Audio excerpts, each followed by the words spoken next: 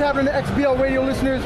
Gui J here, Rob Yescombe, screenwriter for Free Radical, and we're here to talk about the super hyped mega first-person shooter, Haze. What's happening? How are you doing today? I'm gangster. All right, Thank you for asking. Let me give you the lowdown. Or am I giving you? Do you want it for them or for you? For us. Because I'm excited too. I'm excited. For everybody. Okay. Just the top line. The year is 2048, Jose. Not now. I mean in the game. Right. And there's a war going on in the region of South America where a bunch of evil guys, rebels called the Promised Hand, are trying to overthrow the government. So thank the Lord on high, Jose, that Mantle Global Industries are sending in their private army to sort things out. Okay. Now, Mantle is a very kind and thoughtful company. They don't want their soldiers getting hurt, so they provide them with this miracle nutritional supplement called Nectar. And what Nectar does is it makes them tougher, smarter, faster, all that kind of stuff. I'll explain to you how that works for gameplay in just a minute. But halfway through the game, you have a crisis of conscience and you realize, oh my God, I'm fighting for the wrong side. So you switch sides and start fighting for the Promised Hand. Now this isn't just, shooting different guys, it's a different skill set, weapon set, use and abuse of Nectar, different visual presentation. I kid you not, Jose, all BRBS aside, Haze is literally 2 games in 1 box. Nice. So let me give you the lowdown. In fact, I've got so many features, I write them down for myself. Give it to me. For starters, what we got running here, we got 4-player co-op hot swap, which means that when you're playing online, you're playing a single player and you think, oh, I'm having a hard time. You can call up your buddies and they can jump straight into your game. You don't have to quit out and go to a lobby. You can go straight into the game. Exactly. Check that out. More than that, in the multiplayer, we've got 26 players supported online. And the maps, the assault maps, aren't just deathmatch and team deathmatch. We've also got narrative-driven objective maps. So events that are happening in the single player, your perspective on them will be changed because of what's happening in the multiplayer. So then that's going to obviously add tons of replay value depending on which you choose. Exactly. So here's the thing, in the multiplayer, it's not just about who's got the bigger gun. It's a combat system because you've got 2 different rival factions. So it's more like rock, paper, scissors. Every skill you have that might put you at an advantage is also simultaneously putting you at a disadvantage. So let me break it down for you. When you are playing as a Mantle soldier, you get these 4 abilities. Number 1 is Nectar Perception. It allows you to see the guys who are hiding in the dark or hiding in the shadows or hiding in camouflage. The second one is Nectar Focus. This is a sniping aid. So if you're zoomed in, it'll tweak your aim to give you the perfect headshot from a mile out. You got Nectar Foresight. So if something bad's going to happen to you, someone's going to melee you from behind, a grenade's going to go off, or someone's about to snipe you, you'll see a ripple effect come out from the source of danger before it happens, so you'll be able to predict it. And finally, you have the melee blast, which is like a punch so powerful, man, it's like you're Mike Tyson driving a steam train, you know what I mean? Now here's the twist on it. Nectar isn't just a power-up. Okay? If you take a lot of Nectar, if you see here at the bar, the Nectar bar, keeping it high is important. But not too high, because if you take too much Nectar, you'll overdose. And if you overdose, you'll go crazy and start killing all your buddies. So what kind of graphical effects can I expect to see when you are in that overdose process? Does it affect your vision and the way you play? What happens is, your shit goes all blurry, vision goes all blurry, and everyone appears as a silhouette, so you can't tell friend from foe. And you'll automatically fire when you look at somebody, and your aim will be drawn towards them. And so now you're fighting not to shoot people because you don't know if it's your friend or your foe.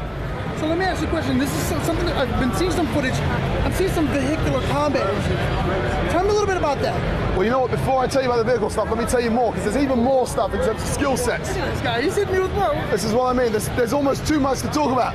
So when you're a rebel, because you understand that if they overdose, they'll go crazy, your best weapon against them is making them overdose. So you've got 3 ways to do that. Number 1 is you can make a Nectar grenade. The Nectar grenade is, on the back of every Mantle trooper is their Nectar pack. Once they're dead, you can rip that off their back, strap it onto a grenade. You throw that, it'll blow up in a huge cloud of yellow gas. And as guys, I'm sure we're familiar with huge clouds of gas.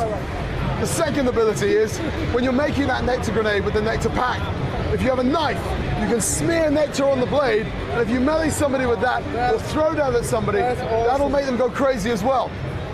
And the third one is, if you can get a clean shot on the Nectar pack on the back, that will make them go crazy too. There's more. So apart from the abilities that make the Mantle guys overdose, you also have unique abilities as a rebel.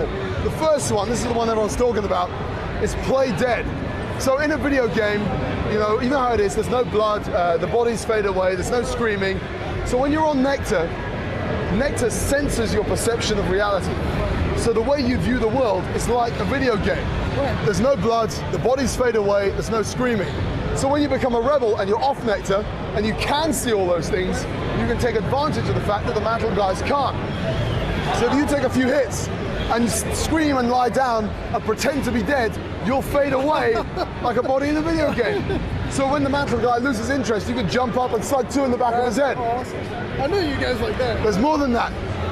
I don't know why other people haven't been doing this, but disarm, weapon steal. You get close to somebody, whack him in the face, grab the gun out of his hand and turn it back on him. As well as that, you've got the scavenge ability. Now, if you're playing any other FPS and you get like a minigun, let's say, once you run out of ammo, you've got to throw it away or you've got to find another minigun, right? With the scavenge ability, you can recalibrate the bullets from other guns to fit into your rifle, into your favorite gun, whatever that might be. When you do that, is it going to provide any special variants? What do you mean?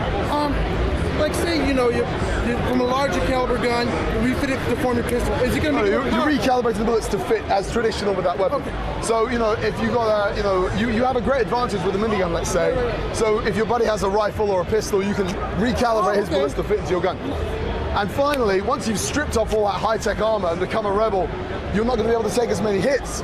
So you've got to be much more evasive and acrobatic to survive. So you can dive and roll and jump between rooftops and all kinds of stuff. And that, my friend, is what Haze is about. You got any questions for me? I do have questions. Okay. You haven't said anything about really diving into multiplayer. Okay. Variants. Explain to me. Think about with a game this big, you gotta have multiplayer. Of course, yeah, of course. I mean, Haze, right in the very beginning, was designed. It was designed as a multiplayer game. So all those skills I was just talking about are available to those two factions. They want us to wrap it up. That's what I mean. But the video's so long, so long. Okay. So here's the thing, in multiplayer, as a rebel you'll have all those abilities, and as a Mantle guy you'll have all those abilities. So it's not about who has a bigger gun, it's about how you're managing your dose of nectar or how you're abusing your enemy's dose of nectar. Okay, quick, one more time. Give me vehicles in this game. Vehicles, yeah. We got jeeps, we got quads, we got, you'll be able to man the gun and drop ships and stuff. It's off the hook, it's bananas, Now, Jose. last. When are we gonna see Haze? November, exclusive on PS3 this year. Now, there's a question I was asking you, exclusive PS3 or timed exclusive PS3 or no comment? There you go. This is Gui J. Chilling out with Haze. Guys, enjoy it. I'll catch you later. This has been a production of XBO Radio. Your game, your voice, your radio. Major Nelson, aka Larry Herb. Thank you for having me. I saw you online. You guys really have made my success, so I owe everything to folks like yourself. Gamer School 25. Hi, this is Luke. Oh wait, no, I can hear you. The boys from Cinecast. This is Adam, yeah, and Sam. Hi guys, Capsule. thank you for having me back. Hey, this is Pitcher. I am Rusty Ranchero. Are we talking gaming? A gaming show. D-Rebel. I was gonna say no, I still undefeated, but I can't say that anymore, so. You must like gaming. Going good. Gamer School 25. How big is it? It's about the size of a Walkman. I'm just gonna start my own thing.